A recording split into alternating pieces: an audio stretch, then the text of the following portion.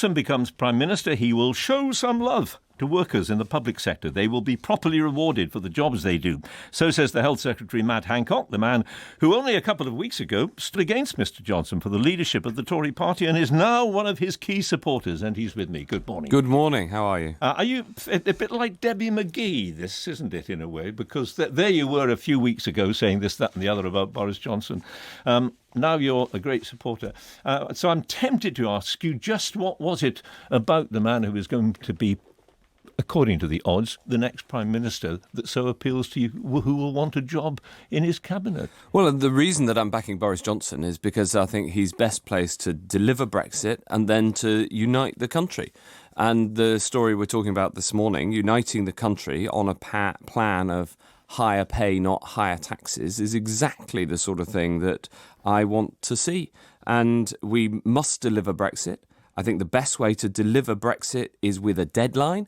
And Boris is the only candidate with a deadline. No deadline risks no Brexit and slip-sliding towards a second referendum, which I don't want to see.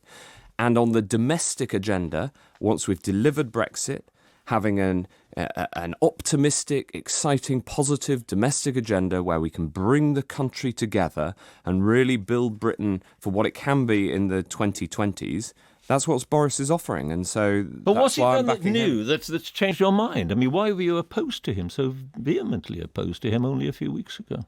Well, I made my positive case for what I wanted to see. Well, and against him. I mean, you were perfectly clear. Well, on a couple of things, absolutely. My argument that we need to have a pro-free enterprise economy is one that I've had very emphatic reassurances on. But he was the man who said F. I can't use the word because it's 8 o'clock in the morning. But he did say F business. But you've got to look forward in life. You've got to look forward, John. And the agenda that Boris Johnson is proposing is to support free enterprise, to support business, to keep this economy growing strongly, so that we can do things like have higher pay, whether in the public sector or in the private sector. So he didn't mean F business then when he said F business? No, I mean, that is a bit of a problem with Boris Johnson, isn't it? He does tend to say things and afterwards he says, well, actually he didn't really say them, or maybe he didn't mean them, or whatever.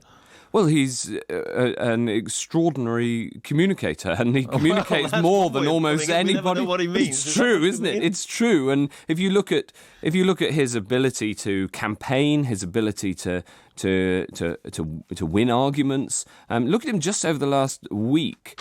Going around the country campaigning, making the case for delivering Brexit on the 31st of October so that we can get Brexit delivered, and then we can get on with all the benefits that can flow from it. And million to one chance that he'll get a deal. Is that million to one chance? I think he's best placed to leave with a deal, actually, because if million to one. Really? He said a million to one chance that we wouldn't get a deal. Now I think, but I mean that's just. I think balmy, isn't it? I mean, I'm trying to think of a polite word. I think that Boris Johnson is best placed to leave with a deal precisely because he's prepared to be absolutely clear about having a deadline. And I think that the best way to deliver Brexit is with a deal.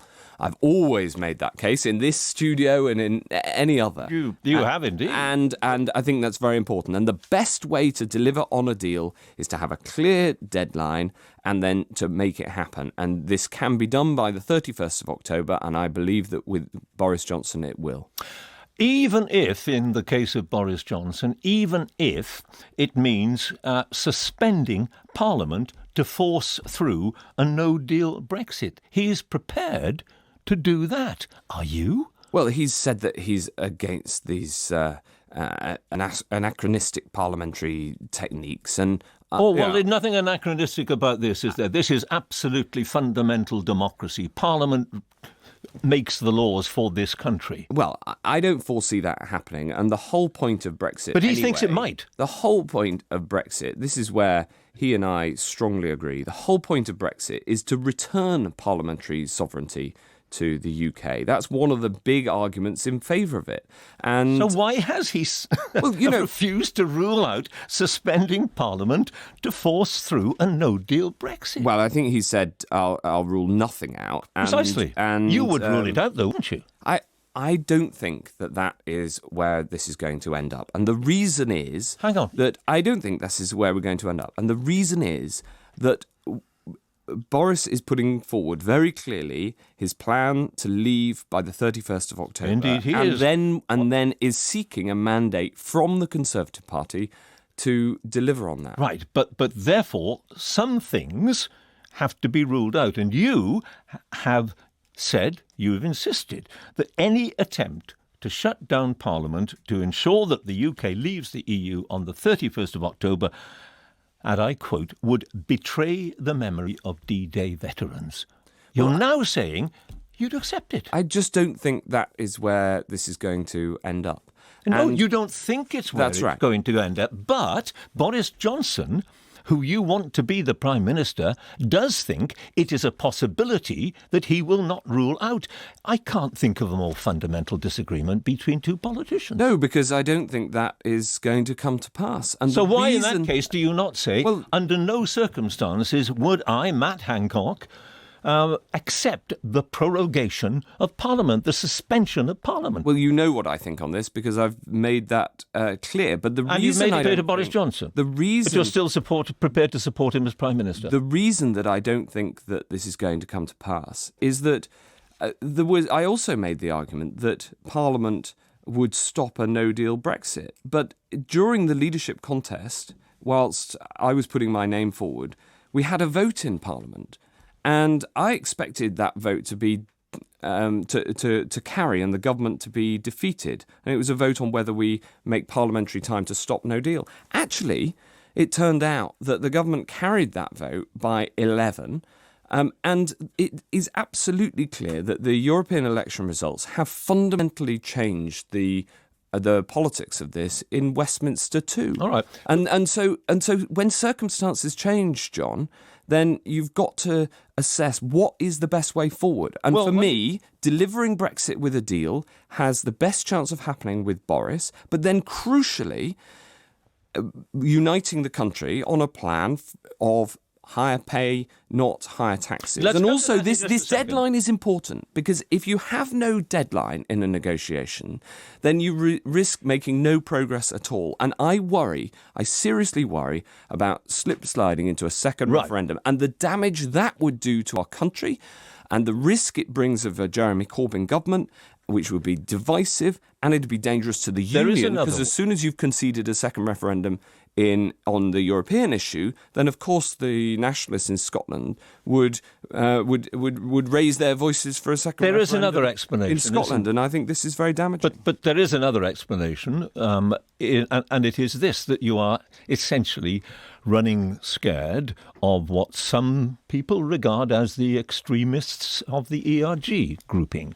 And therefore, you will do and say just what they want you to do and say. And this is why you are prepared to support something that you wholly oppose. As you say, you said, you know what I think. Yes, indeed. The world knows what you think about suspending Parliament. But you are prepared to support a future Prime Minister who does countenance that possibility, who will not rule it out. But it's very hard to move on from that, isn't it? It is. I do not foresee that. No, I know you don't. You've right. said so. And you don't foresee it. But you are not prepared to say to Boris Johnson, you absolutely must not do this, and unless you rule it out, I can't support you. I mean, that, many people say that's pretty fundamental stuff. No, but I made my case, and I clearly made my case to win, but I didn't get the support in order to be able to proceed. And you then have to support. In Parliament, you mean when you were when I was running for leadership, and then you deal with the world as it is, and you have to ask the question: who is best placed to deliver Brexit? Answer: Boris Johnson. Who is then best placed to unite the country on a progressive, optimistic, liberal, conservative agenda looking forward? The answer to that is Boris Johnson. And therefore, I support Boris Johnson. So principles go hang, in effect, is what you're saying. Not at all. Not at all, because there's a further argument as well, which is that the Conservative Party is and always has been a broad church, and it must remain a broad church. And it is far better for us to pull together and to unite and to deliver both on the referendum result and then to deliver for the British people. And that is what we must do. And this need to unite the Conservative Party and then the country, which I believe we can do once Brexit is delivered, that is absolutely central to what we need to achieve. And I am part of a party that has a broad range of views and always had, and part of being able to deliver when you're in government, when you're in politics, is about uniting people who may have, who have a range of views. And Boris's ability to bring people behind him from different parts of the party is a great strength. Because by God, that's needed. But Jeremy Hunt has more support outside the party. If you take the country as a whole, if you look at the opinion polls, he is winning more support than Boris Johnson. Boris Johnson certainly got the support within the 160,000 people who have the right to vote. But Jeremy Hunt I don't agree with that. Has greater support outside? I don't agree with that at all. I looked at there was some polling at the weekend which showed that support for the ability to deliver Brexit was 6-1 in favour of Boris. But opinion polls are opinion polls. What really matters is what we're going to do for the country and the best way we can deliver better living standards and bring the country together and end some of this incredibly divisive politics that we've seen over Brexit. And the best way to do that is to deliver Brexit, preferably with a deal, and then move on and unite the country. And Boris has support from right across the party, and I think that is a great asset because it shows that he's able to bring people together. Matt Hancock, thank you very much.